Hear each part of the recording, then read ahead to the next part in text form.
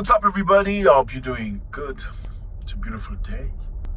It's a late evening out here. Beautiful day. I cannot show you, unfortunately. I'm actually getting ready to go to a party. No, not a party, but a nice event. And I thought about you, and I said I'm going to make a video before I leave. Okay? So, sorry for the quality, but I know we all appreciate this. I'd like to follow up with Morocco's story. Okay, we all know what's happened in Morocco with the earthquake that eats so many people. Over 50,000 houses affected, completely destroyed, and many people affected in many ways. And we all know that Morocco refused to get help from some specific countries. We know France tried to provide help to Morocco, and the king said, no, we're not interested, because of the arrogance and the way they came forward providing this help. Okay, first of all, thank you very much for following us from all over the place. I know you watch us from South Africa, Zimbabwe, Ghana, Nigeria. Thank you so much. Uganda, Tanzania, Jamaica, UK, United States of America. Thank you. It's your first time, please subscribe. And let's all do this so we can make our voice bigger, okay? Great. So I was saying Morocco has been through a very tough moment for the last couple of days with the earthquake that we all know. Many houses were destroyed. Many people lost their lives. Many goods were completely destroyed. And the government of Morocco decided not to get help just from anybody. And I thought that that was a good level of self-esteem, refusing to get help from people that do not necessarily respect you. They accepted help from Spain, they accepted help from several other countries, but completely refused help from the French and America. And we know they refused because the French accused Morocco of spying on some of their diplomats, including Emmanuel Macron. And Morocco did not like that. They also accused Morocco of not calling back their nationals who were illegally living in France. So many things have happened between the two governments. Now, today we know the king of Morocco has issued an order to provide $14,000 for every household that lost a house. So if your house completely collapsed, you're going to get $14,000. If your house partially collapsed, you're going to get $8,000. And if you were affected in any sort of way through the earthquake, you're going to get $3,000. And I think this is something that needs to be mentioned. Yeah, definitely. As much as we talk about the negative things, I also think that the good things need to be mentioned. This is a great look. I don't have both my hand. I could have clapped to say congratulations to the king for taking this very deep and very professional decision to free the funds necessary for these people, for the people of Morocco who are going through a very difficult time. I do understand that $14,000 is maybe not, it's not a lot of money for some people, but hey, in some places in Africa, you can actually build a house, a beautiful place for $14,000. I know it doesn't make sense for everybody, but $14,000, it's better than nothing. As compared to many other African governments that will do absolutely nothing for your losses. They will just say, okay, well, you know what, we're sorry for your loss. We cannot do anything for you. Seeing a country, a free country today, an African country, a Northern African country, a government saying we're going to provide money for our people. We don't need anybody's help. We don't need World Bank. We don't need IMF. We don't need nobody to come and help us. It's very deep. And this should be a lesson for many African presidents. Yes, it's very sad to see that many African nations, whenever they have an issue, they have to go to IMF, they have to go to World Bank, begging for money. And it's never for free, because you have to reimburse the money with an interest, a great level of interest. You have to reimburse the money. And the sad part is they don't even use that money to do the things they promised they wanted the money for. So if something happened in the country and they want the money to resolve the problem, they ask IMF or World Bank, they get the money from it, and they take the money and they lose completely the money. They split the money within them friends, they split the money with their families, they buy villas, they buy cars, they buy lands, and the people they ask the money for don't even benefit from the money.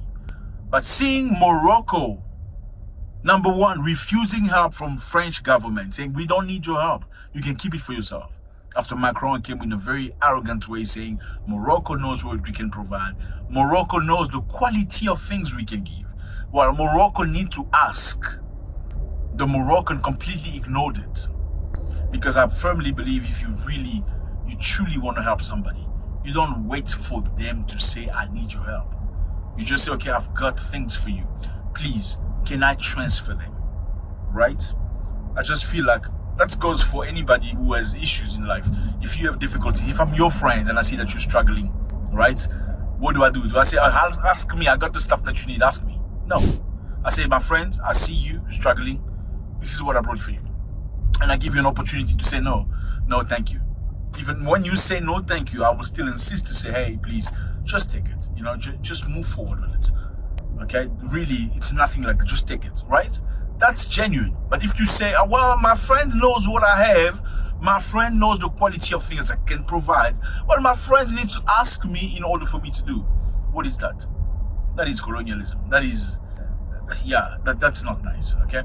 We all know that the history of Morocco and France is not a beautiful history, okay? Colonialism, Moroccans were colonized by the French. And the last thing you want to hear from a former colonialist is, well, you just need to ask me for help and I'm not going to come, come to resolve your problem. So congratulations again to the Moroccan government for taking big steps. And I hope African nations are watching. $14,000 per household. I mean, how many people lost their houses? Many houses. And $14,000. Do something with it if the house was completely destroyed. $18,000 if the house was partially destroyed. And $3,000 for the people that were affected. And also there are certain people that are getting $250. $250 per day. The Moroccan government is providing for its people. I don't know for how long it's going to be, but yeah, this is going. And let's learn from this. This is very sad to see that Africans in most Africa are unable to do this. I mean, in contrast to this, in Zimbabwe, I mean, I met a lot of good Zimbabwean, good people, lovely friends, intelligent people, some of the most intelligent people in Africa, no doubt about it. The president, Mnangagwa, unfortunately, let me put it that way, because things keep repeating themselves, and this is very sad. He appointed his son as a deputy minister of finance. Why? His son is 35 years old. He's just received his degree in law like a few months ago. Now he's a deputy minister of finance. Why? Why? I mean, many people were very happy thinking that, well, Robert Mugabe is gone, he was corrupt. Now a new guy is coming, he's very strong, standing against the Western nations. He's not bending over and stuff like that. But why? Why would you take your son in a country where millions of people are competent, are capable, millions of people and have the experience that's necessary to rebuild this country that have lived so many very tough situations? Why would you take your son and appoint him? I think that's very bad, son. I mean, whether there are good reasons to do it, I don't know. Africa needs to change. And this is very sad. It's not the only country. We see this way too many times. We see it in, Gabon. The father was the president. Omar Bongo stayed for 47 years, then appointed his son. Africa is tired of this. It's not just them, it's many other African nations. I don't understand that.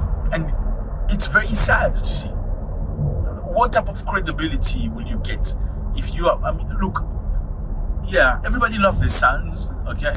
Fund him something somewhere. You don't appoint him as a minister of finance. It makes no logical sense. Congratulations to Morocco. Let me know how you feel about this contrast that we're seeing in Africa.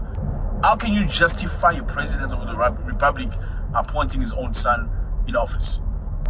Let me know how you feel about this. Your contribution is very much appreciated. Yes, we do read your comments, even though we don't always respond to them.